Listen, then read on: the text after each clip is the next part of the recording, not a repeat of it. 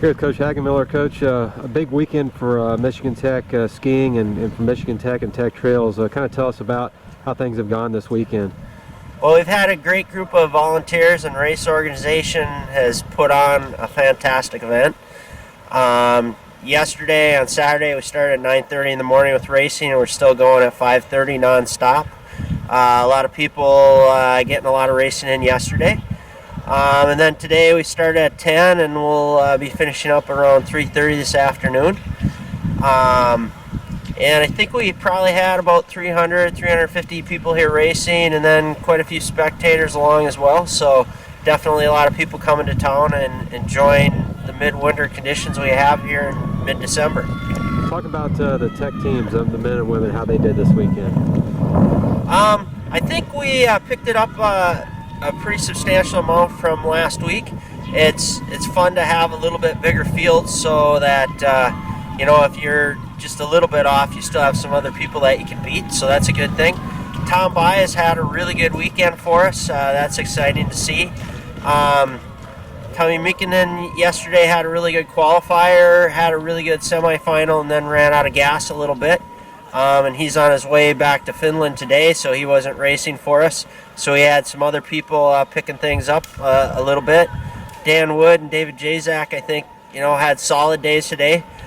Tom Baez came back with another real solid, really good day for him today, which is good as he rolls into the U.S. National Championships, and he's got a goal to try to make the U.S. national team for U23s. If he keeps progressively getting better, I think he's got a good shot to do that. And then also we're missing Gaspard Kuno this weekend. He's on his way back to Switzerland for Christmas, just like Tommy's on his way back to Finland. On the women's side, Lisa Koenig really qualified well yesterday. Amanda Kutzer was able to take maybe a little bit of a poor qualifying effort and build off of that and make it through the quarterfinals and make it into the semifinals. So that was exciting. Sonia Hedblom and Carolyn Luca have been racing really well both yesterday and today. They were our top two athletes today, so that was exciting to see. And just generally overall, I felt like the team really picked it up well from last weekend and is working their way to become more competitive each weekend.